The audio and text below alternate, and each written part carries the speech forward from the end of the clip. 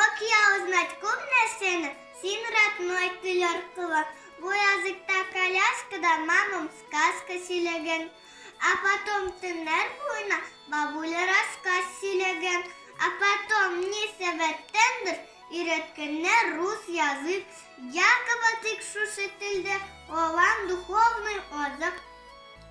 А почему же нас детсадта сыны үйретмеділер? В школе, когда обучали, сынды сөйлемеділер.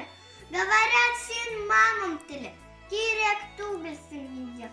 То без тебя и хлеб ларусе, нефть везде то была. И родной тіл, и красивый мамам, папам тілі.